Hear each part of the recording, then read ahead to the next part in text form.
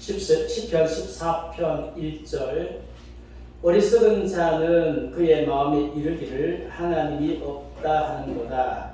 그들은 부패하고 그 행실이 가증하니 선을 행하는 자가 없도다. 여호와께서 하늘에서 인생을 두고 살피사 지각이 있어 하나님을 찾는 자가 있는가 보리 하신즉 다 치우쳐 함께 더러운 자가 되고 선을 행하는 자가 없으니 하나도 없도다. 죄악을 행하는 자는 다 무지하냐? 그들이 떡 먹듯이 내 백성을 먹으면서 여호와를 부르지 아니하는도다.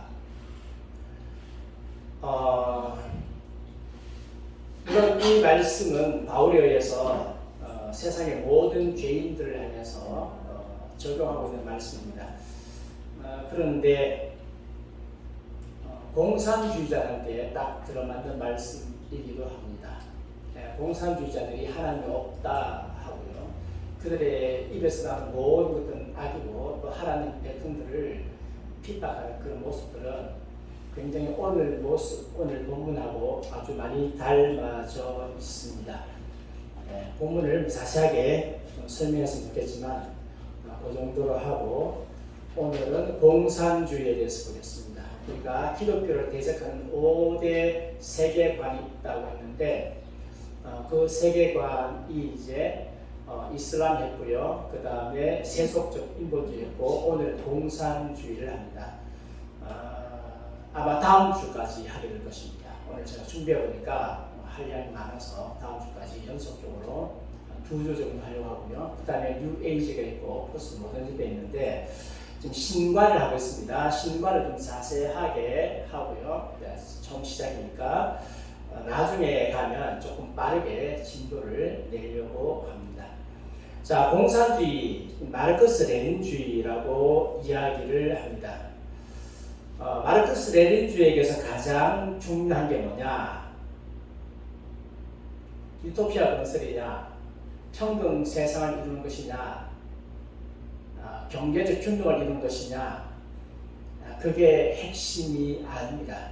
나중에 가면 그것이 얼마나 사기인가 하는 것을 알게 될 것이고 그들에게서 가장 중요한 것은 바로 무신론입니다. 공산주의는 무신론에 근거한 세계관이다. 세속적 인본주의자와 마찬가지로 마르크스주의자는 무신론에 대한 신학적 신념에 근거해서 세계관을 구축합니다. 하나님은 없다. 여기에서 그들의 세계관이 나온다고 했습니다. 그래서 공산주의는 무슨 종교다? 무신론의 종교이다.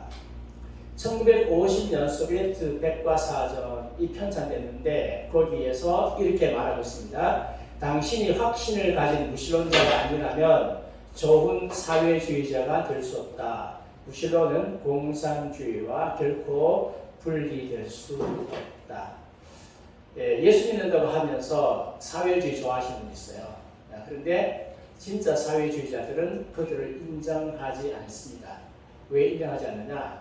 그들은 유신론자이기 때문에. 그래서 나중에 공산혁명이 일어나면 제일 먼저 숙청될 대상은 예수 믿는 공산주의자다 하는 것을 기억하셔야 돼요. 마르크스는 인류와 역사에서 인류의 역할을 어떻게 보았는가? 인류가 신과 종교를 만들었다고 말했습니다. 칼 마르크스는 자신의 세계관에서 신을 위한 요지를 남기지 않았기 때문에 전통적으로 신에게 맡겨진 기능을 수행하는 것은 누구에게 달려있다? 사람에게 달려있다고 합니다. 그래서 마르크스의 세계관에는 신을 위한 요지가 없습니다. 그래서 하나님께서 하셔야 될 모든 것들은 인간이 한다. 기본적으로 유토피아도 누가 건설한다? 인간이 건설한다. 그렇게 하죠. 마르크스에게서 인간은 바로 신입니다. 그래서 이런 말을 했습니다. 우리는 우리 자신의 형상대로 하나님을 창조했다. 우리는 우리 자신을 숭배하기 위해 종교를 만들었다. 이 공산주의자들은 거꾸로 말하기를 굉장히 좋아합니다. 사탄 숭배자들도 거꾸로 말하는 것을 되게 좋아하는데 우리는 우리 자신의 형상대로 하나님을 창조했다. 성경에는요 하나님이 하나님의 형상대로 우리를 남자와 여자를 창조하시고, 거꾸로 이야기하죠. 하나님의 영광을 위해서 하나님께서 우리에게 말씀을 주셨는데, 거꾸로 말합니다. 우리 자신을 숭배하기 위해서 종교를 만들었다. 그렇게 말하고 있습니다. 마르크스는 우리가 신이라고 믿었기 때문에 우리가 현실을 통제하고 우리의 사양에 맞게 구체화해야 된다고 믿었습니다. 사람이 신이다. 그래서 우리가 현실을 통제하고 환경도 우리에게 맞게 구체화시켜야 된다. 현실화시켜야 된다. 그렇게 믿었습니다. 사회제도가 유실론에 기초했기 때문에 마르크스는 모든 사회제도를 무신론적 토대 위에서 재건하기로 결심했습니다. 그래서 무신론적 토대, 지금까지는 하나님 중심의 세계관에서 서구 역사가 다 토대가 되어 있잖아요. 이것은 안 된다. 무신론적 토대에서 새롭게 해야 된다. 그러면 기존에 우리가 믿는 하나님, 우리가 믿는 기독교는 어떻게 됩니까? 네, 그래서 종교에 대해서 한마디 했습니다. 뭐라고 얘기했습니까? 가장 유명한 말, 종교는 아편이다. 종교는 압제당한 피조물의 한숨이며, 피조물이 억압당해서 한숨쉬기 때문에 종교를 만들었고, 무증한 세계의 감상이며 또한 영혼 없는 상태의 영혼이다. 종교는 인민의 아편이다. 아편 한 대 맞으면요 뿅 가죠. 기분이 좋아가지고 근심 걱정이 없어지는 거죠. 아편 한 대만 딱 맞으면 근심 걱정 없습니다. 그런데 아편은 한 번 맞으면 중독되어서 또 맞아야 되고 또 맞아야 되고, 그러다 보면 나중에 사람이 해인이 되어집니다. 종교도 똑같다. 종교도 와가지고 주여 부르짖으면 마음이 편안해진다. 근심 걱정이 다 없어진다. 기도하고 찬송 부르고 말씀 들으면 근심 걱정 없고 너무 기쁘다. 그런데 이게 뭐라고요? 아편이다. 계속하면 계속할수록 인간은 폐인이 되고 인간은 더 나빠진다. 그래서 인간을 살리기 위해서 뭘 없애야 된다? 종교를 없애야 된다. 여기서 말하고 있는 종교는 사실 기독교입니다. 기독교를 없애야 된다. 네, 그렇게 말하고 있습니다. 영어는 실력되는 분들은 좀 읽어보시면 되겠습니다. 왜 막스와 레닌은 둘 다 신관념에 대한 유희를 없애고자 하는가? 다시 말하면 하나님에 대해서 농담도 하지 마라. 하나님에 대해서 농담도 하지 마라. 하나님 가지고 농담도 하지 마라. 답은 여러 가지겠지만 삶에 대한 그들의 유물론 중심적 태도에서 답을 얻을 수 있습니다. 마르크스와 레닌에게 인간과 존재하는 모든 것은 움직이는 원자일 뿐 그 이상 그 이하도 아니다. 사람과 움직이는 모든 것은 뭐라고요? 움직이는 원자다. 움직이는 원자다. 그러니까 한마디로 말하면 물질의 기초 단위가 원자잖아요. 요즘에 뭐 좀 더 깊이 또 들어가겠지만 원자인데 원자 이상 아니다. 다시 말하면 인간과 존재하는 모든 것은 물질이다. 그래서 신을 믿는 움직이는 원자들은, 이 말은 움직이는 물질들은 종교인들 복하는 이야기죠. 움직이는 원자들은 심약자들이며 마음이 약한 사람입니다. 하나님을 믿는다라고 해서 마음이 약한 것이고, 공산주의 정부 수립과 유토피아의 미래적 희망이 위험하다. 그래서 앞으로 공산주의 정부를 수립하고 유토피아 세상을 만들려고 하는데, 그 세상에 가장 위험한 존재들이 신을 믿는 사람입니다. 특별히 예수 믿는 사람이 가장 위험하다. 왜냐하면 막스와 레닌에게 있어서 공산국가 위에는 아무것도 있을 수 없기 때문에, 최고가 공산국가다. 그 위에는 아무것도 없다. 그러므로 너무 심약해서 무신론의 진리를 깨닫지 못하고 초자연적인 것에 집착하는 자들은 어떤 희생을 치르더라도 뭘 해야 된다? 전멸시켜야 된다. 무신론의 진리를 깨닫지 못하고 초자연적인 진리에 집착하는 자들은 어떤 희생을 치르더라도 없애버려야 된다. 이게 공산주의 교리다. 공산주의 신론을 한마디로 말하면 무신론이다. 그래서 하나님 믿는 사람들은 어떻게 한다? 같이 갈 수 있다 없다? 같이 못 간다. 같이 못 간다. 없애야 된다. 적폐다. 옛날 과거에 대통령께서 대통령 시험할 때 적폐 청산을 하길래 나는 진짜 한국의 막 범죄자들, 부정부패자들 이런 사람들이 적폐라서 청산하지 않았어. 근데 알고 보니까 그게 아니고 예수님 우리가 적폐야. 무엇에 물들어가지고요? 공산주의에 물들어서. 문재인 대통령은 공산주의에 물든 공산주의자다. 이렇게 말해도 괜찮죠? 이제 법정 판결 났습니다. 무죄입니다. 심지어 간치를 해도 안 잡혀 들어갑니다. 이제 법정 판결 났습니다. 무죄입니다. 그래서 종교에 대해서 어떻게 된다고요? 싸워야 한다. 이런 모든 유물론의 기본이고 필연적으로 마르크스주의의 기본이다. 모든 종교적 신념, 레닌이 말했습니다. 모든 종교적 신념, 이념, 신에 대한 모든 개념, 심지어 신의 이념을 가지고 농짓거리하는 것조차도 말할 수 없는 비열한 짓이다. 하나님 가지고 농담하는 것도 비열한 것이다. 가장 위험한 전염병이다.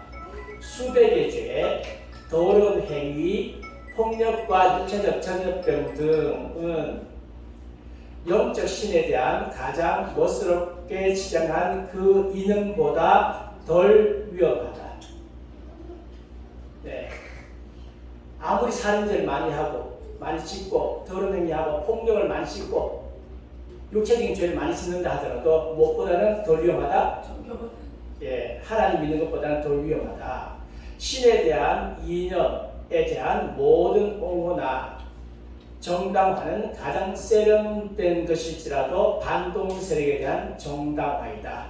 그래서 하나님을 정당하거나 하나님을 믿거나 하는 것을 아무리 포장해놔도 그것은 반동 세력에 대한 정당화에 해당한다. 그래서 하나님을 믿는 것 자체가 가장 위험한 거다. 가장 나쁜 거다. 누가 말했어요? 레닌이 말했습니다.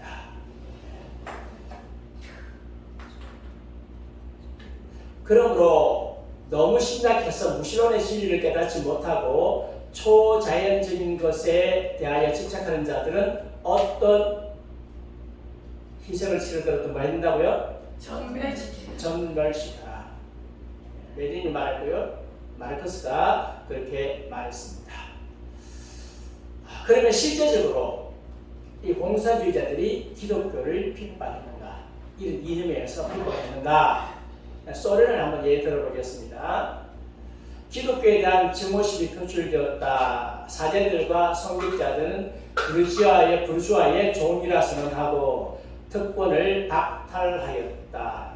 1918년 헌법 65조안에 의해 가지고 러시아 정교회의 모든 사제들과 성직자들이 특권이 박탈되고요. 1918년에서 1921년까지 교회의 모든 재산이 몰수되고 수만 명의 주교들, 성직자들, 평신도들이 죽임을 당하거나 감옥에 갇혔습니다.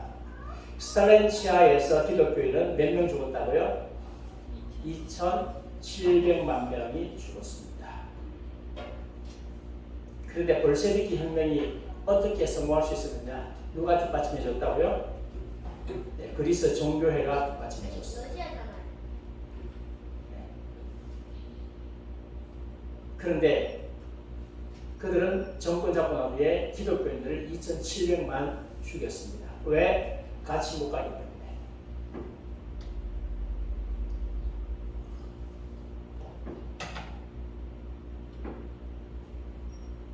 그러면 막스주의가 무신론인가 몰랐을까요? 감추죠. 그들은 평등 세상, 함께 더불어 잘 사는 세상, 이것을 부르짖기 때문에 차별 없는 세상 부르짖기 때문에 사람들이 쏘는 거죠. 기독교인을 좀 썩죠? 썩습니다. 그래서 지지해줬더니만 본색이 드러났습니다.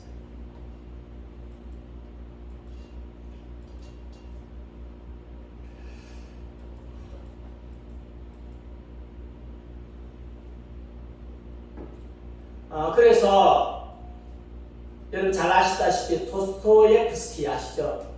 네. 네, 무슨 책 썼나요? 이름 뭐더라? 죄악을 까마조프 형제들. 네, 굉장히 좋은 책들 많이 썼죠. 공산주의의 문제는 경제적인 것이 아니다. 공산주의의 문제는 무슨 문제다? 무신론의 문제다. 네, 정확하게 보면 공산주의 문제는 경제적인 것이 아니다. 그들은 경제로 접근합니다. 근데 실제는 무슨 문제다? 무신론의 문제다. 이분 누구죠?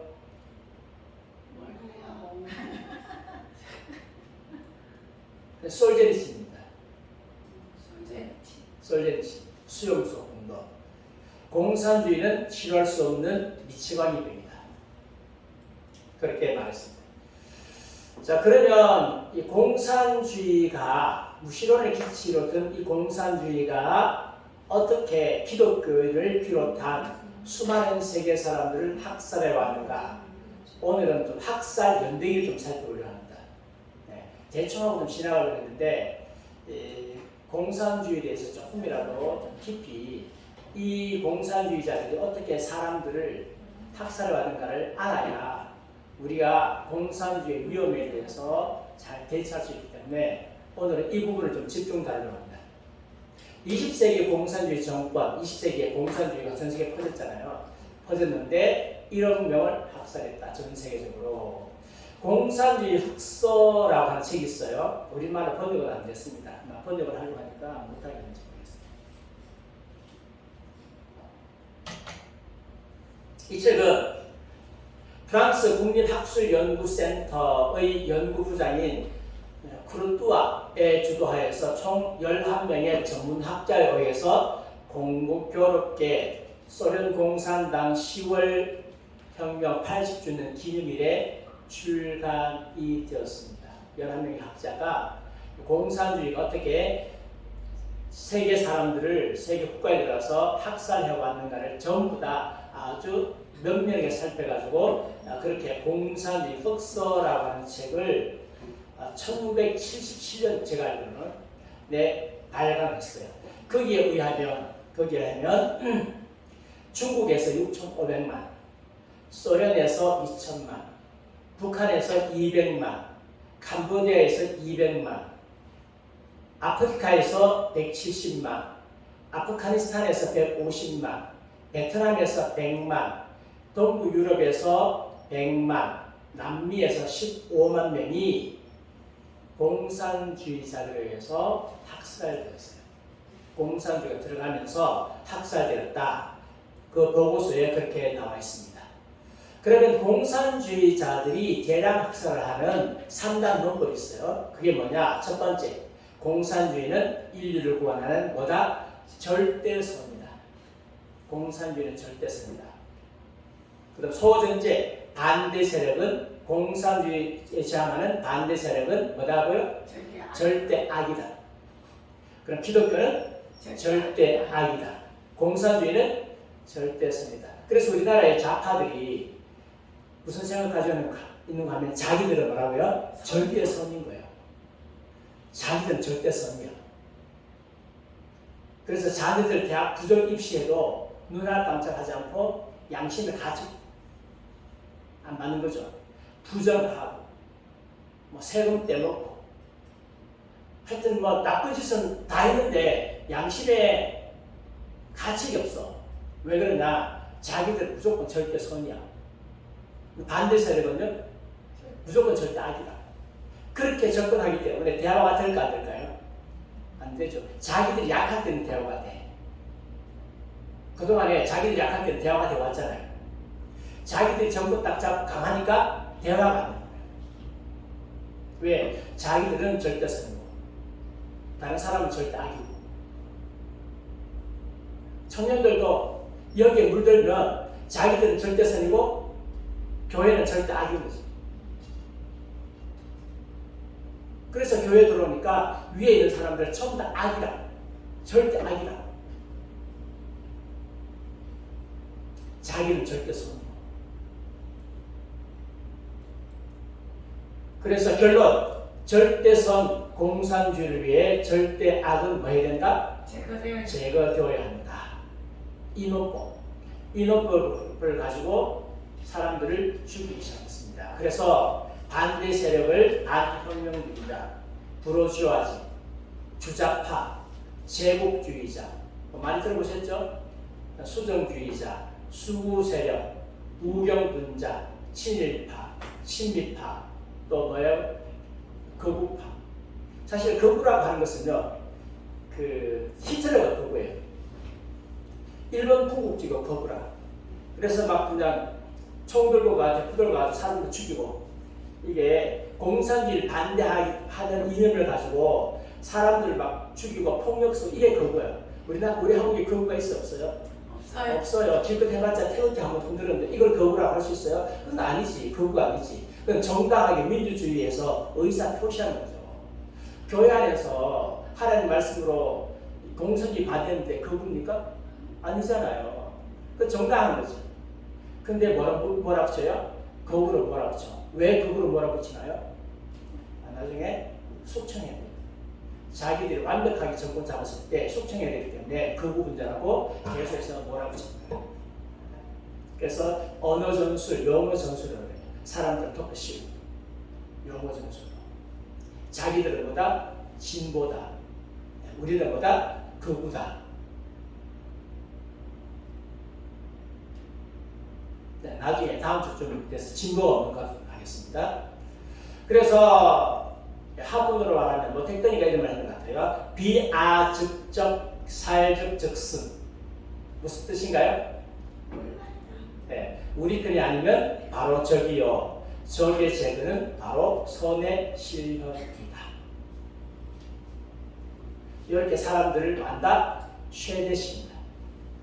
이렇게 사람들을 쇠뇌시켜가지고요, 앞장서서 반대자를 제거합니다. 그런데 이제 오늘 좀 하겠지만 그것만 가지고 설명 안 되는 부분이 좀 많이 있을 거예요. 오늘 무시를 해주실 거야.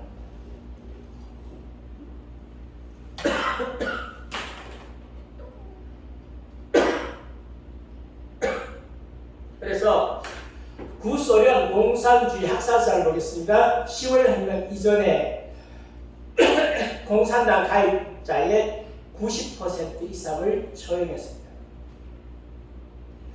솔제니치는 1975년 6월 30일 미국 최대의 노조연합체인 AFL-CIO 제1차 초청 강연에서 이렇게 말했어요. 좀 길진 한번 보십시오. 전문가들의 객관적이고 정확한 통계에 의하면 러시아 혁명 이전 80년 동안 연간 약 17명이 처형되었다고 한다. 이 시기는 혁명운동의 시대로서 짤을 암살하고자 하는 시도가 많았던 시기다. 수십 년 동안 지속되었던 스페인의 종교재판도 그 절정기에는 매달 10명 정도밖에는 처형하지 않았다. 수용소 군부에서 나는 체오피 1920년 출판했던 저서를 인용한 바 있다. 체오은 이 책에서 1918에서 1919년 동안 매달 1000명 이상의 사람들이 재판도 받지 않고 처형되었다는 혁명 활동을 자랑스럽게 보고했다. 체오이 지적한 이 수치가 완벽한 것인지의 여부는 확실치 않아 유감스럽다. 그러나 체오이 이러한 내용에 관해 역사고 조명하기 이전에 스스로 지키라는 것은 사실이다. 스탈린의 테러가 절정에 달했던 1937년과 1938년에 처형된 사람들은 월별로 따져보면 1개월 동안 약 4만 명 이상입니다. 과거의 학살 사건하고는 비교도 안 될 만큼 많이 죽인 거죠. 근데 스탈린은 재밌는 것은요, 히틀러는 자기 주변 사람들을 챙겼어. 근데 스탈린은 자기 주변 사람들 다 죽였어.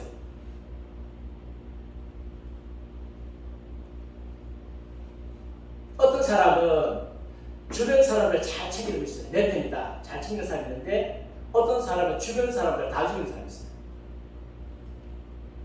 거기만 가면 죽어.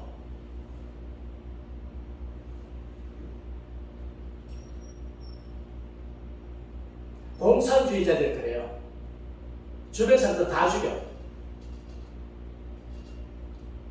후보 연구소의 러시아 전문가인 로버트 콘퀘스트 박사의 저서인 엄청난 폭력, 이 저서에서 1956년 2월 전당대회에서 후르시초프가 폭로하기를 1936년에서 1938년 사이에 10월 혁명 이전에 공산당에 입당한 사람의 90%를 죽였고 그 후에 입당한 사람은 50%를 군 장성급의 60%를 처형했다.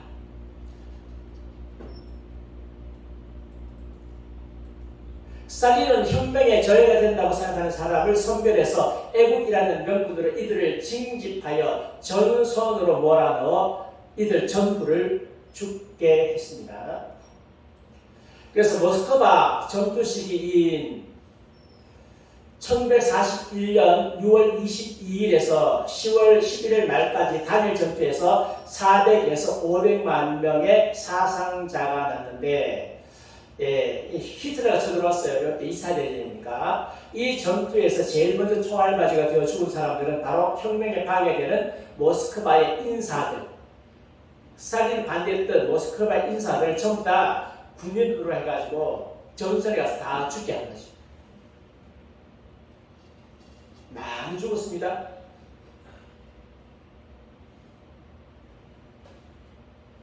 소련을 봐서는 죽어도 별로 손해볼 거 없어요.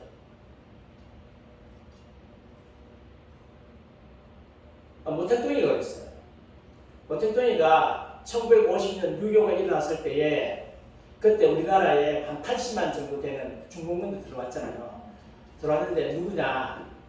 과거에 국민당 장제스 밑에서 군인하는 사람들 항복했잖아요. 그 사람들 몽땅 쓸어가지고 한국전에 다 보내는 거죠.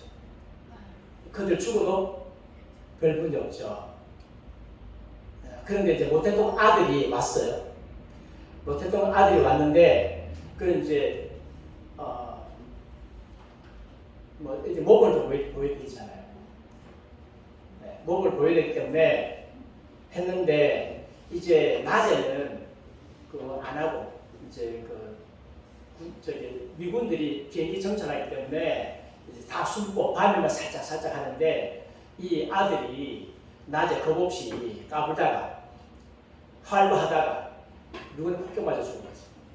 나중에 이것을 막 이렇게 포장해가지고 했는데 사실은 상관의 말을 안 들었어요. 모택동 아들이니까 상관의 말을 듣지 않고 혼자 까불다가 혼자 나와가지고 막 어시대다가 죽은 거지.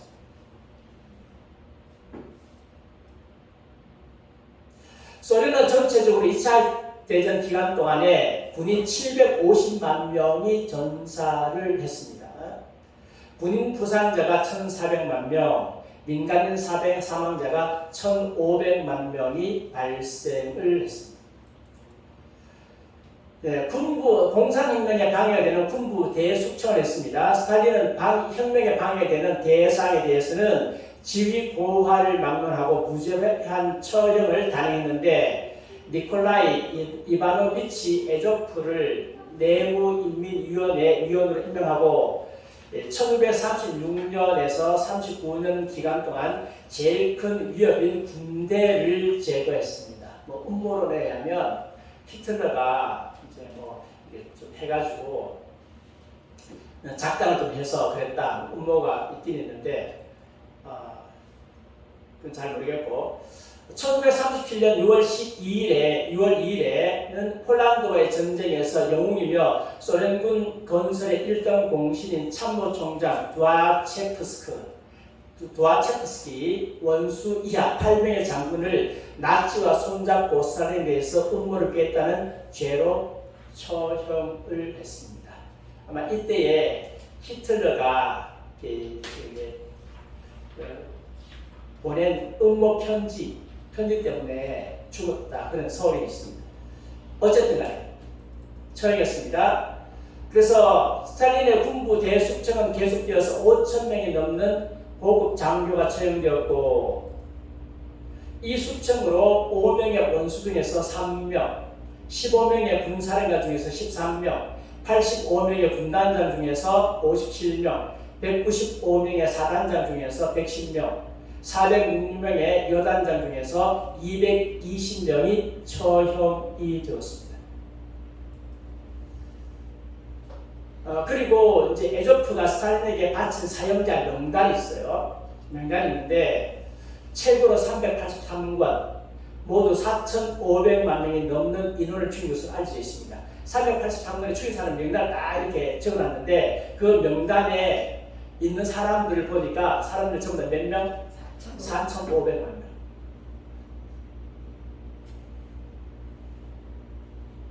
그러니까 앞부분에 공산주의 혁세에 있는 내용은 상당히 많이 줄인 거예요. 그래서 그 인원 같은 경우는 조금 차이가 나요. 이게 좀 더 정확해 보입니다. 그리고 2,700만 명, 역사상 가장 많은 기독교인들 죽인 국가예요. 지금까지. 이만큼 죽인 국가가 없어요. 2,700만 명입니다. 2,700만 명 같으면 그때 당시 우리나라 인구가 남북한 합해, 그때 뭐 남북한 없었잖아요. 그때 우리나라 인구가 2천만 명이었어요. 우리나라 인구보다 더 많이 죽였어요. 공산주의자들은 모든 교회를 다 파괴하고 기독교인들은 시베리아로 끌려가고 그보다 더 무서운 동북쪽 마가단으로 보내 죽겠다. 겨울에는 얼어붙은 모스크바 강가에 구멍을 파고 벌거벗겨서 산처럼 마구 밟아 집어넣었고 여름에는 배 스크류에 사람들을 묶어서 찢어 죽였다. 공산주의자들은 모든 교회를 다 파괴하고 기독교인들은 시베리아로 끌려가고 그보다도 더 무서운 이런 했죠. 네. 그래서 모든 교회의 종탑과 십자가들을 꺾어버렸고 교회들을 불지르거나 부수거나 장기 두는 것 혹은 극장으로 만들어버렸다. 이 모든 것이 1910년부터 60년대까지 일어난 일입니다. 총 몇 명 죽였느냐? 7천만 명을 학살했습니다. 이렇게 해서 공산화 과정에서 2,700만 명의 기독교인과 그 외의 반동분자들 4,000에서 4,500만 명을 합해서 총 7천만 명이 소련의 공산화 과정에서 학살되었습니다. 대단한 숫자죠.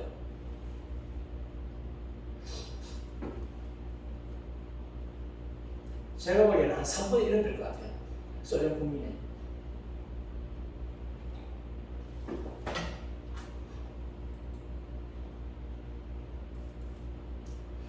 그 다음에 중국으로 한번 넘어가 보겠습니다. 마오쩌둥, 모태똥입니다. 이 양반도 학살이라고 하면, 둘째가라고 하면 서로 할 만큼 많이 죽였습니다. 공산주의는 절대 악이다. 그러나 반대 세력은 뭐라고요? 공산주의는 절대 선이다. 반대 세력은 절대 악이다.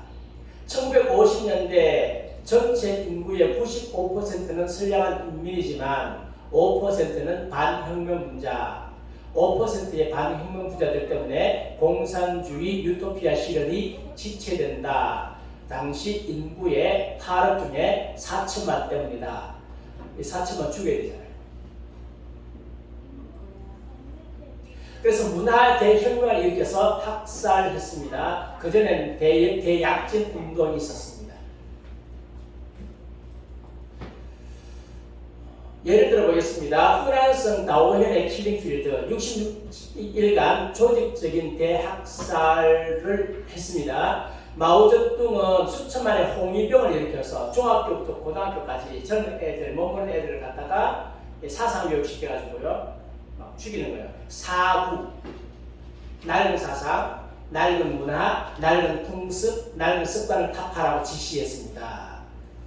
그래서 후난성 남끝 광동성과 광시성 접결에 있는 다오현 1967년 8월 14일부터 10월 17일까지 66일간의 대규모 집단 학살을 장해서 했는데 1984년에 5월부터 86년까지 400명이 조사를 했어요. 2년 반에 걸쳐서 특별히 신청 조사를 해보니까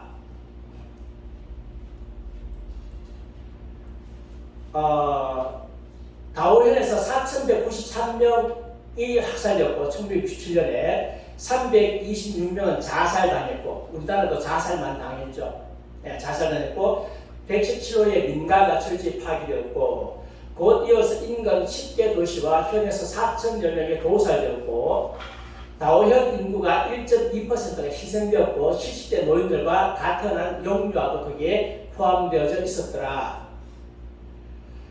그래서 총이나 칼, 또 몽둥이, 폭탄 등을 써서 대량 학살하고 물에 빠뜨리거나 바위 틈에 내던지거나 생매장하고 불에 태워주는 방법으로 사람들을 죽였습니다.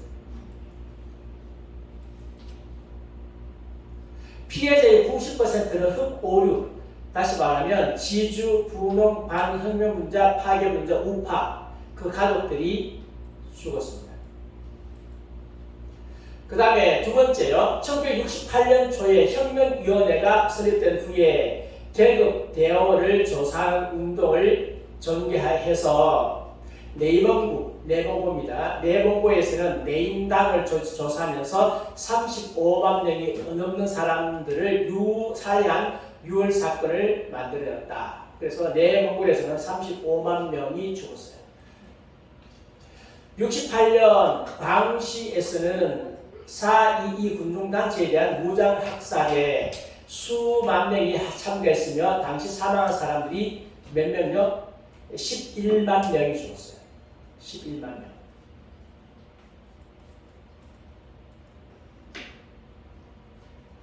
농촌의 경우는 더 심각했습니다. 홍위병들은 옛 지주 소실의 자식, 금을 숨기고 있다고 의심되는 자, 이웃이 허위로 흑색분자로 고발한 자 등 아무 죄가 없는 사람들을 자본주의 체제 부활을 노리는 중재인으로 분류해서 가차 없이 사형에 처했습니다.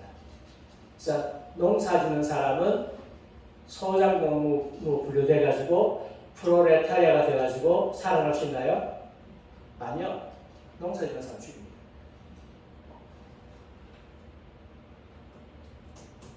누가 죽을지 몰라요. 2인자로 국가 주소였던 당시 유소기가 백주의 사무실에서 홍위병에게 붙잡혀서 모진 고문 끝에 사망했습니다. 여러분 잘 아시는 등소평 또 체포되어 있습니다. 등소평의 장남은 북경주에서 홍위병들에게 고문받다가 사청에서 던져가지고요. 그래서 이게 평생 장애인으로 지금 죽었는지 모르겠어요. 살고 있다고 합니다. 그리고 난 후에 이 홍위병들 중학생들 고등학생들이잖아요. 이게 계속 들으니까 안 되겠거든. 이 얘들을 막 기름 부으니까 난리 나잖아. 그래서 이 민군대가 들어가서 이들을 싹 다 잡아가지고 이제는 대신 필요 없으니까 모두 다 1,000만 명을 농촌으로 다 보내. 그래서 그들은 학교 다니면서 공부를 했으니까 글자를 아니까 아무도 모르잖아요. 지금 아마 이 사람들이 한 67년이니까요. 한 70대, 80대 한 요 정도 됐을 거예요. 근데 이 사람들이 중국에서 가장 문제 있는 사람이에요. 아무도 몰라. 이제 죽을 때 다 됐죠. 젊을 때에 그런 짓 했는데 다 농촌으로 쫓겨났습니다. 이용당하고 난 후에 이들 이용같이 했으니까 그래서 평생 비참하게 살았어요.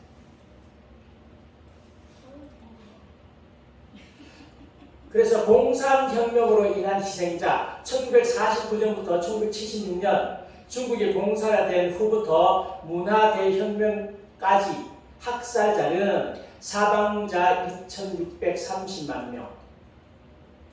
홍위병이 제거된 이후에도 76년 모 대통령이 죽을 때까지 문화혁명의 강기가 계속되어서 약 1억 명의 중국인들이 문화혁명 때에 모진 고통을 당했습니다. 1억 명이 다 죽었다는 것이 아니고 고통을 많이 당했고 당원만 300만 명이 죽었어요. 공산당원만. 공산당원이 되면 산다고요? No.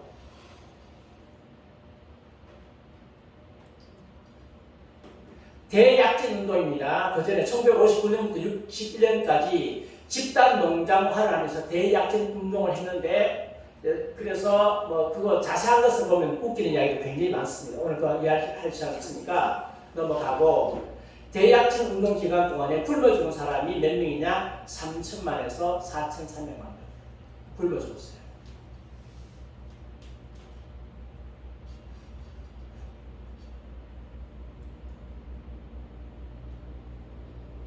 이게 중국 공산당입니다. 중국은 공산화 과정에서 1억 이상 희생됐습니다.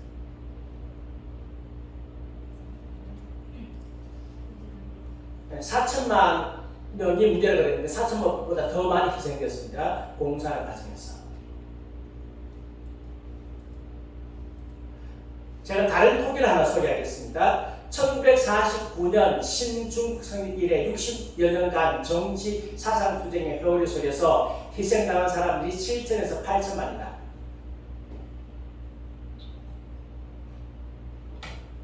2차 대전 추정 사망자인 5천만 명보다 훨씬 더 많다. 1957년에서 59년 농업 집단화를 내세운 대약진 운동의 실패에 따른 대기근으로 3천에서 4천만 인종이 숨졌다는 것이 통설이다. 이게 어디 나오는가 하면 왕단의 중국 현대사에 나오는데, 재밌는 것은요, 이 한겨레의 노형석 기자가 이 기사를 인용해요. 좌빨들도 인용하는 거예요. 좌빨들도 공산화 과정에서 이 정도 죽었다. 인정해요. 그럼 이 정도 죽었으면 우리나라 공산화 과정에서 200~300만 죽는 것은 눈하다도 안 깜짝한다. 그래서 이제 좌빨들이 우리나라를 이제 공산주의, 사회주의 국가 만들 때에 최소한 200만 이상은 죽어야 된다. 소련은 7천만, 중국은 1억, 그거 이혼 200만은 아무것도 아니다. 쉽게 생각합니다. 기독교인들은 살아남을 수가 없어요. 그들은 사람은 뭐다고요? 움직이는 원자다. 영혼이 없다. 움직이는 원자이기 때문에 사람의 목숨이나 파리 목숨이랑 똑같다 생각합니다. 그 쉽게 죽이잖아요. 자기 마음 안 들면 그냥 자살시켜버려요. 우리 많이 보셨잖아요.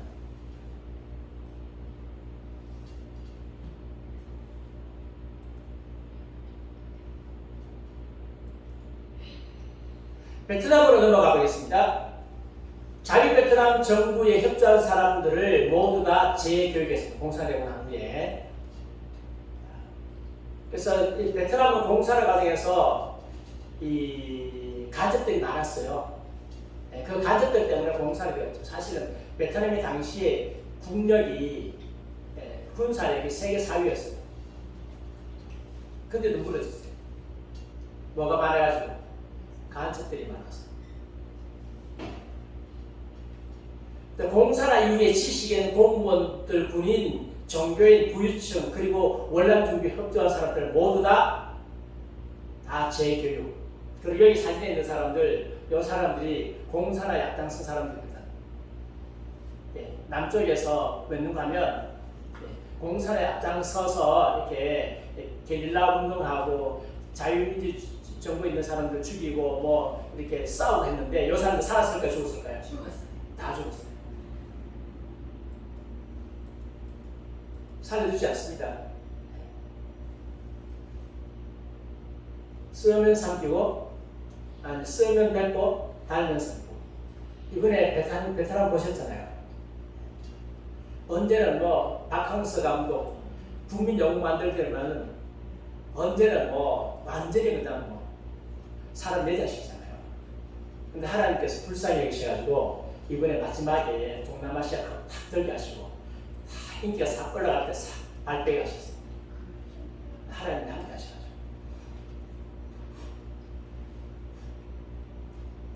공장들 많이 들어갔어요. 베트남에 삼성도 들어 많이 들어갔는데 암기가 싹 바꾸잖아요. 지금 베트남에 들어갔던 공장이 다 빠지고 있어요.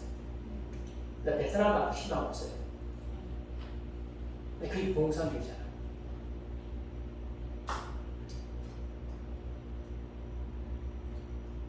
경제를 자본주의 경제를 도입했다고 해가지고 그들이 마인드 생각이 바뀌느냐 안 바뀌어요. 중국이 똑같잖아요.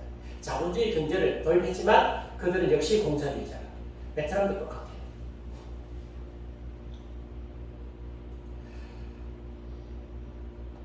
예, 적대 계층으로 분류해가지고요. 조국을 배신한 자로 간주돼가지고 승자의 보복 대상이 되었습니다. 탄압과 차별, 학대, 폭정이 자행되었고 각처의 재교육 수용소가 설치되어서 적대 계층으로 의심되는 사람들을 잡아가지고 공안 경찰을 정원하여 국민의 일상을 감시하고 다른 곳으로 움직이는 것을 모두 다 통제했습니다. 그래서 교재는 있는데 그래서 노동을 최고의 가치로 해서 무자비하게 노동시키고요. 농가가 부교하고 산모작하고 국민은 헌금을 강요받았고 노동자는 노력에 봉사를 해야 되고 노동자는 한 달에 쌀을 15kg 배급받아야 됐고 전쟁부채 상환비 전비 기금을 내야 됐고 갑자기 베트남이 완전히 최빈국으로 됐습니다. 옛날에 자유월남 때는 잘 살았어요.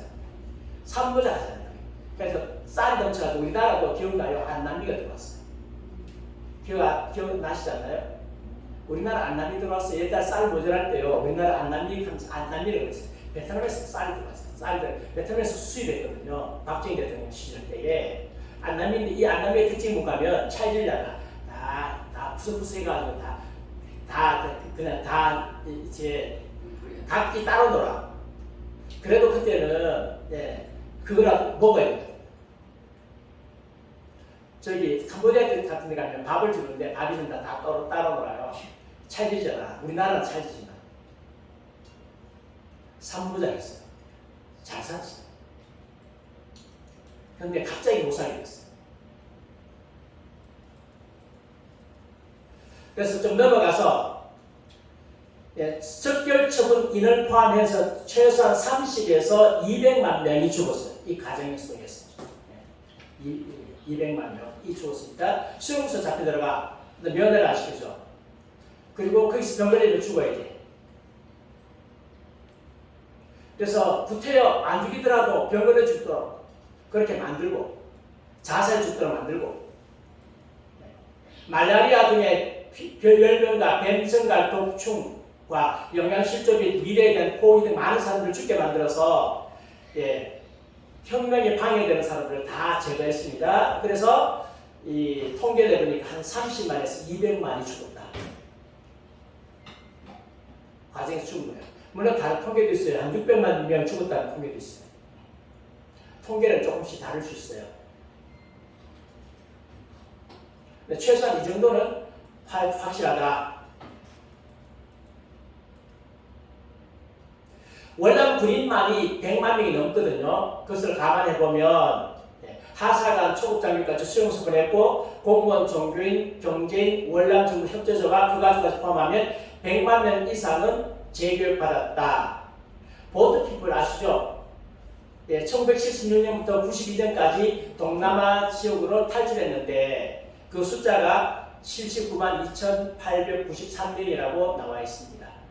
그래서 캄보디아에 가면 아주 큰 호수가 있어요. 남한한 반도되는 호수가 있는데 거기 가면 수상가옥 마을이 있어요.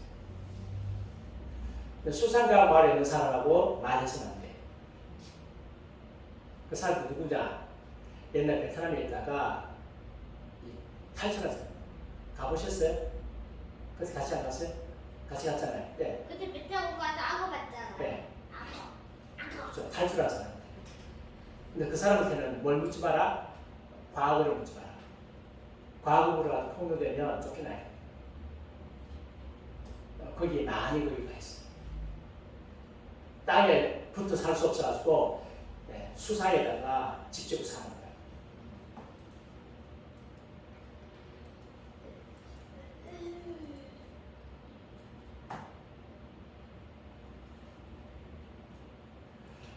자, 그럼 보겠습니다. 캄보디아입니다. 1975년에서 78년까지 캄보디아에서 공산혁명 결과 200만 명이 넘는 주민들이 학살당하고 300만 명의 난민이 발생했습니다. 공산주의, 민족주의, 민중주의를 축으로 자본주의나 외세에 연계된 사람들은 가차 없이 죽였습니다.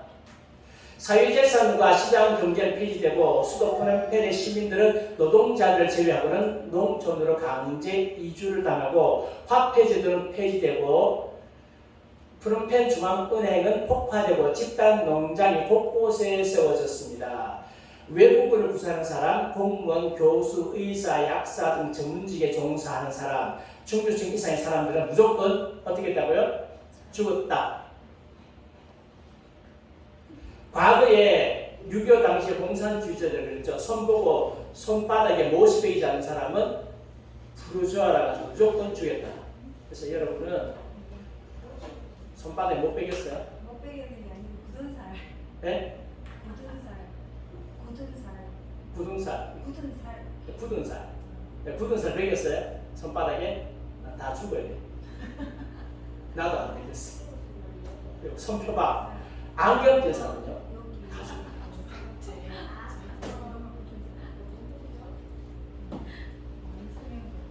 그래서 크메르 루즈는 총알하기 위해서 구덩이에 생매장시키고 우물에 처넣기도 했습니다. 심지어 일자무식 농민이 안경을 쓰다는 이유로 대학 교육을 받은 사람을 오해받고 죽임을 당했고 국제 경기에 참가한 경력이 있는 운동선수 2,000명을 학살했고 크메르 루즈군은 캄보디아의 중산층 무조건 죽였어요. 그러니까 크메르는 지금 이제 캄보디아는 뭐가 없다? 나라를 일으킬 인프라가 없다. 인프라를 지금이라도 잘 구축해야 돼. 교육을 시켜가지고 잘 구축해야 돼. 인프라가 없는 거지. 그걸 굉장히 노력을 많이 하고 있어요. 그래서 우리 한국하고 조인해가지고 지금 캄보디아 애들 불러가지고 교육시키고 굉장히 많이 노력을 하고 있어요. 그래도 캄보디아는 그래도 괜찮아요. 현재 베트남에 비해서 앞으로 더 발전하게 된다. 크메르 루즈군의 손으로 넘어간 캄보디아는 모든 형태의 종교가 조직적으로 말살됐습니다. 요거는 킬링필드인데 제가 현장에 공원에 가가지고 제가 찍은 거예요. 우리 몇 번 갔어요, 그게? 3번 갔어요? 2번 갔어요? 3번 갔어요? 3번? 그때 강의 듣고 온다고. 3번을 갔는데 캄보디아 많이 갔으니까요. 근데 가기가 싫어. 그거 가면 너무 분위기가 음산하고요. 기분 나쁘고. 더 이상 뭐 다른 분들 와서 보이더라 해도 따라가기 싫어.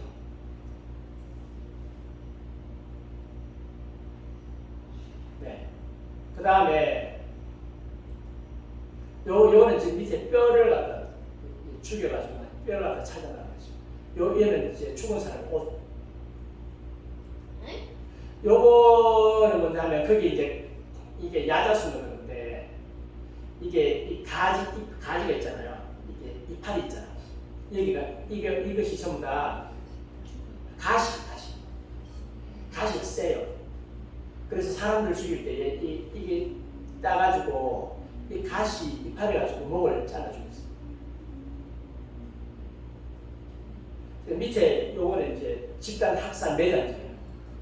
여기 물에 빠뜨려 죽인 거고, 여기는 학교인데 학교를 갖다가 수용소 만들어서 여기서 사람들을 모집 고문했어요. 고문했는데 사진 못 찍게. 근데 제가 몰래 몇 장 찍어왔어. 이렇게 고문해가지고 여기에 들어가가지고 수만 명이 들어갔는데 살아난 사람 몇 사람 되지도 않아요. 다 죽었어요. 불교 사찰들과 프랑스 식민지 시절에 지어진 가톨릭 교회들은 파괴되거나 곡식 보관한 창고로 바뀌어지고 특별히 대부분의 크리스찬들이 이 기간 동안 순교했습니다. 당시에 기독교 숫자가 한 10,000명 정도 있었다고 하는데 90% 이상이 죽었어요. 그리고 이제 교회 금지, 예배 금지.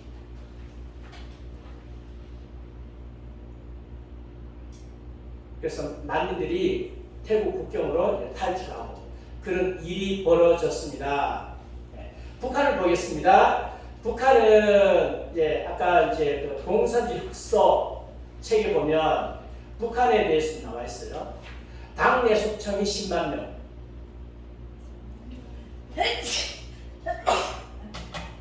강제 수용소에서 150만 명, 6.25 전쟁 및 남한에 대한 자살 특공대로 130만 명, 기아 및 이로 인한 식인 행위로 인해서 50만 명, 그래서 340만 명의 인원이 북한 공산주의 정권에서 희생당했다고 폭로하는데, 여기는 이제 근거가 있는 것만 해가지고 한 거고, 실제로는 한 800만 명 정도가 죽었다라고 그렇게 말을 하고 있습니다.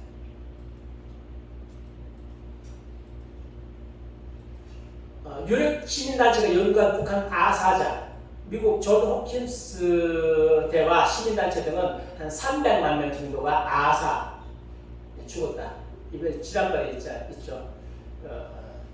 그 김일성 죽고 난 후에 3년 동안 그때 한 300만 정도가 고난의 형식을 죽었다고 말합니다. 그리고 정치경 수용소에서 죽음을 기다리고 있는 사람이 지금 25만 명이다. 전국에 한 10개 정도 있습니다. 10개 정도 있는데, 그리고 이제 여기 안에 들어간 사람들은 8.15 해방 전에 지주, 자본가, 그리고 6.25 전쟁 당시에 치안대, 방공조직원 등의 계층과 그 가족들이 수용되어 있는데, 여기에 포함되지 않는 정치법이라고 볼 수 없는 사람들이 여기 많이 들어가 있는데, 기독교인들 한 10만 명 이상은 들어가 있을 것이다. 그리고 뭐 김일성 초상 훼손했거나, 뭐 6.25 월남 가족이 월남했거나, 또는 일본에서 북송교포들 있잖아요. 북송교포들 살다가 뭐 이렇게 불만 되거나 하는 사람들 다 거기 다 가 있다. 그러면 이 북한 공산군이 6.25 때는 얼마나 사람들 죽였느냐 하면요. 지난번에 우리 갔다 왔죠. 염산교회 여기 지금 여러분 교재는 제가 자세히 써놨는데 강의는 자세하게 안 하겠습니다. 염산교회에서 성도들을 죽였어요. 성도들을 죽였는데 담임 목사님도 뭐 순교하셨고, 그래서 77명 염산교회 성도들 가운데서 3분의 2가 되는 77명이 공산당에서 장악하게 순교당했는데, 그 옆에 방두제 가보셨잖아요. 방파제. 거기서 다 빠뜨려가지고 돌 이렇게 매가지고 다 빠뜨려가지고 익사시켜가지고 죽였어요. 그 바로 밑에 한 5분 거리에 가면 야월교회 있습니다. 그 야월교회도 갔다 오셨죠? 야월교회는 교인들 65명이 다 순교당했어요. 근데 여기서는요,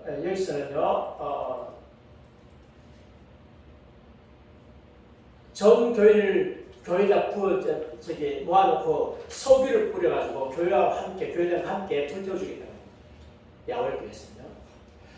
그래서 그때 당시에 예수 믿는 사람이 아니고 소년이었는데, 한 14살 된 소년이었는데, 그 장면을 생생하게 보신 분이 있어. 생생하게 보신 분이 나중에 교인이 돼가지고 그 야월교회의 장로님이 되셨어요. 지난번에 우리 몇 년 전에 갔는데 집사 가셨어요? 누가 가셨어요? 네. 그 장로님이 나와서 생생하게 그때 당시 상황을 증언해 주셨어요. 근데 이분이 말씀하시기를 자기가 입 딱 다물고 너무 답답한데 이제 속 시원하게 말한다. 그 분위기가 그거 말할 수 있는 분위기가 아니잖아요. 그러니까 누가 죽였어요? 마을 사람들이 죽였어요. 공산군이 죽인 게 아니라 공산군이 시키고, 그 마을에 있던 좌익 세력들이 죽인 거죠.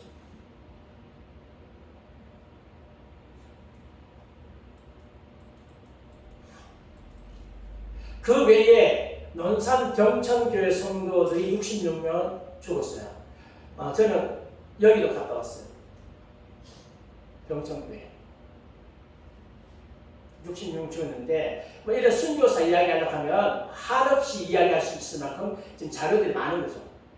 염산교회도 그렇고 야월교회도 그렇고 경천교회도 그렇고 각각의 다 자료들을 다 가지고 있어가지고 그 이야기를 하더라도 몇 시간 해야 되는데 그 다음에 전남, 구암, 영암, 구림교회 성도 18명 순교, 전북 옥구군 미면 원당교회 70여 명 성도도 순교, 그 다음 전남 신안군 임자도 진리성경교회 성결교회 48명 성도 순교. 굉장히 많이 순교가 있어요. 6.25 때 성도들이 많이 죽었어요. 그래서 이제 공보처 통계국이 작성한 피살자 명단이 여기에 그 6.25 때 납북자 8만여 명의 명부가 발견됐어요. 발견되면서 동시에 6.25 당시의 참사를 보여주는 피살자 명단이 동시에 발견이 되었습니다. 납북자 명부를 찾는 과정에서 당시에 이제 북한 공산당하고 남쪽의 남도당 좌익세력들에 의해서 죽은 이 학살당한 사람들 명단이 나왔어요. 나왔는데 총 4권으로 이루어졌는데 거기에 이름 나오는 것이 59,964명 이렇게 되어 있습니다. 공보처 통계국인데 작성일은 1952년 4월 31일. 정부의 통계에서 이름이 쫙 나와 있습니다. 59,964명. 이 사람만 죽었을까요? 아니죠. 더 많이 죽었죠. 아마 명단이 더 나올 수 있을지도 모르겠어요. 네. 그 가운데서 피살자 가운데서 전남 지역에서 피살된 사람이 43,511명, 전체의 72.6%. 6.25 때 가장 많이 죽은 지역이 학살당한 지역이 어디라고요? 전라남도. 그 다음에 두 번째가 전라북도였어요. 그런데 왜 전라남도, 전라북도가 오늘날 그렇게 됐어요? 좌빨의 원상계가 됐을까요?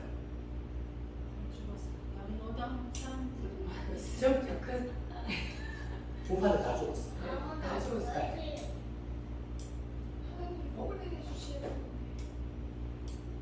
둘 중에 하나일 수 있습니다. 물론 하나라는 사람도 있겠지만 6.25 때 죽였던 사람의 자손이든지 아니면 죽은 사람의 살아남은 사람이든지. 그럼 한 마을에 사람들이 학살당했습니다. 살아남은 사람이 몇 사람 살아남았어요? 근데 남은 사람도 어떤 사람들이에요? 죽인 사람들이 있어요. 그럼 그것을 말할 수 있어요? 없어요? 말 못하죠. 딱 나옵니다. 우리 아버지가 마을에 어떤 조분에 의해서 죽었다라고 자식한테 말하면 뭐가 될까요? 원수가 있어요. 입을 딱 다물어 버려요. 이게 자식들 세대에서는 모르는 거죠. 그래서 이제 야월교회 장로님께 물었습니다. 이 교회 안에 그때 당시 학살한 사람들 후손이 나오느냐? 나온대. 학살당한 사람의 후손도 나오느냐? 나온대. 그럼 그 사람이 아느냐? 모른대. 말하자는데. 말하는 순간에 교회가 풍지박산하는 거죠. 그렇게 숨어가지고 우리나라에 좌익들이 지금 형성되어 있어가지고 이게 쉽게 해결 안 되십니다.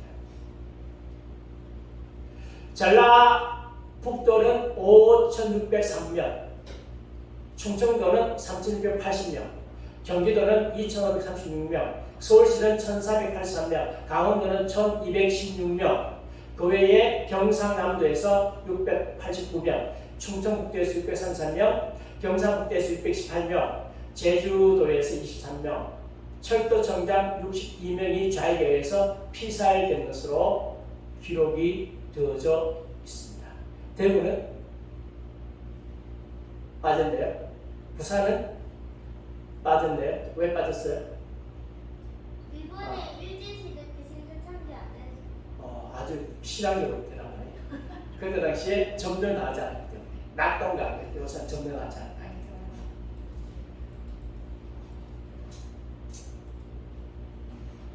전체 피해자 가운데 남자가 44,008명, 여자가 15,956명, 여성 피살자 15,000 956명 가운데 13,946명이 전남 지역에서 죽었고요. 그 가운데 제일 피해 큰 지대가 영광군입니다. 영광군에서 21,225명, 그 가운데 7,914명이 영광군에서 죽었습니다. 거기에 핵심적인 교회가 두 교회, 영산교회와 야월교회.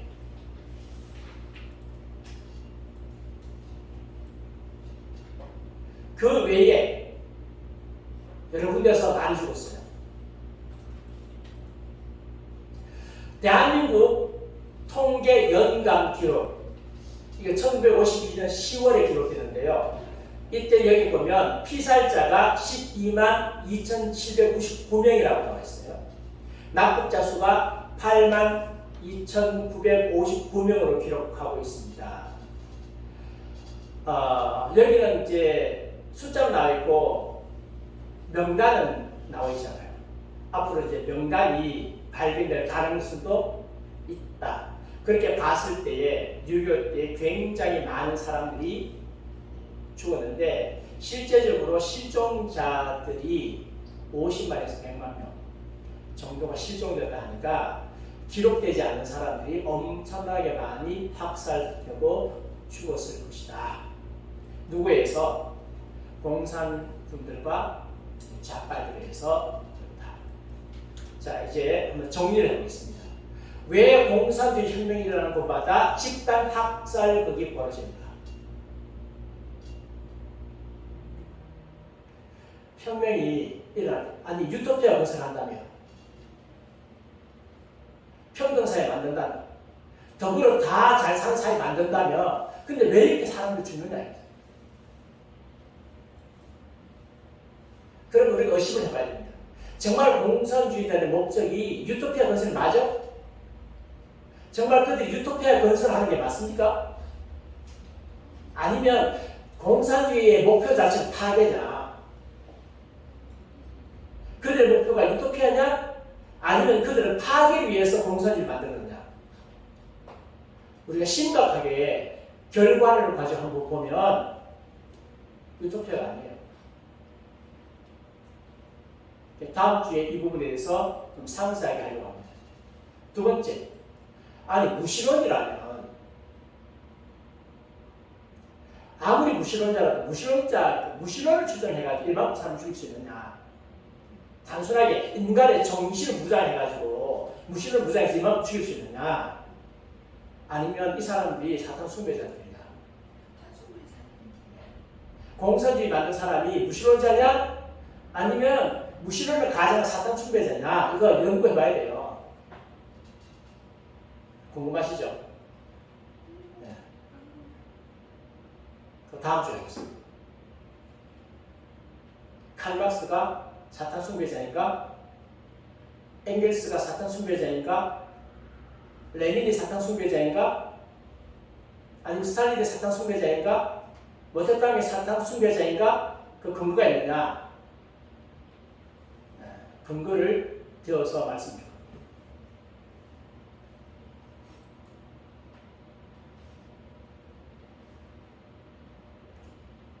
공산주의는요, 단순한 무신론이 아니에요. 사탄 숭배와 연결되지 않으면 절대로 이렇게 사람을 죽일 수 없어요.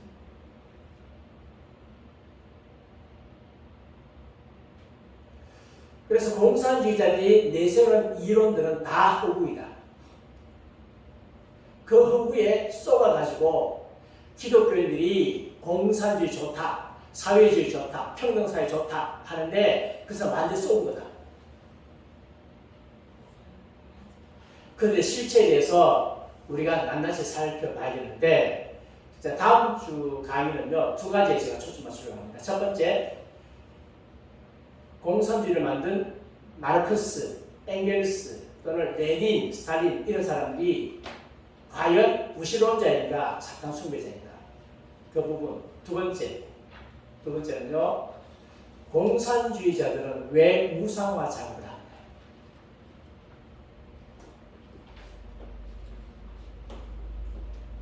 김일성이만 우상을 했느냐? 아니 모택동은 안 했느냐? 스탈린은 안 했느냐?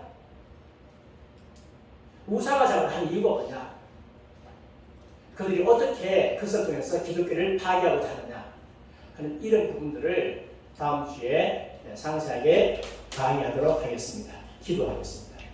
하나님 아버지 감사를 드립니다. 공산주의자들 하나님을 대적하기 위해서 하나님 믿는 사람들을 파괴하기 위해서 나온 자들입니다. 하나님 그들은 무시론을 가지고 나왔습니다. 그러나 실제적으로 악한 영의 세력이 그 벽 위에 있습니다. 그들은 가는 곳곳마다 수많은 사람들을 죽였습니다. 그런데 많은 그리스도인들이 공산주의가 좋다고 말합니다. 공산주의가 유토피아라고 말하고 평등사회를 말해주고 골고루 잘 사는 사회, 더불어 함께 사는 사회이기 때문에 괜찮다고 말합니다. 하나님, 이제 우리가 공산주의 실체를 알았습니다. 그들은 가는 곳곳마다 파괴했습니다. 가는 곳곳마다 사람들을 죽였습니다. 한두 사람 죽인 것이 아닙니다. 무참히 죽였습니다. 수많은 사람들을 죽였습니다. 이런 이삭이 공산주의에 의해서 학살당했습니다. 하나님, 우리가 그 실체를 알고 이제 교회 안에 들어오는 공산주의 실체, 사회주의자를 몰아내게 하시고 교회를 진리의 반석 위에 바로 세우게 하여 주시옵소서. 하나님 아버지 간절히 원합니다. 아버지 이 공산주의를 알지 못하면 교회가 바르게 설 수 없습니다. 바르게 알아서 바르게 대처하게 하시고 한국교회 안에 있는 사회주의 세력들, 공산주의 세력들 주님께서 물리주시고 성도들이 이제는 공산주의를 알아서 그들을 배척하고 교회를 세우게 하소서.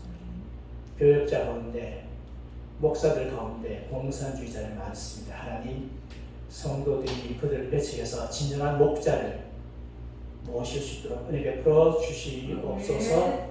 예수님 이름으로 기도합니다. 아멘. 하늘에 계신 우리 아버지여, 이름이 거룩히 여김을 받으시오며 나라가 임하옵시며 뜻이 하늘에서 이룬 것 같이 땅에서 이루어지이다. 오늘 우리에게 일용할 양식을 주옵시고 우리가 우리에게 죄지은 자를 사하는 것 같이 우리 죄를 사하여 주옵시고 우리를 시험에 들게 하지 마옵시고 다만 악에서 구하시옵소서. 대개 나라와 권세와 영광이 아버지께 영원히 있사옵나이다. 아멘.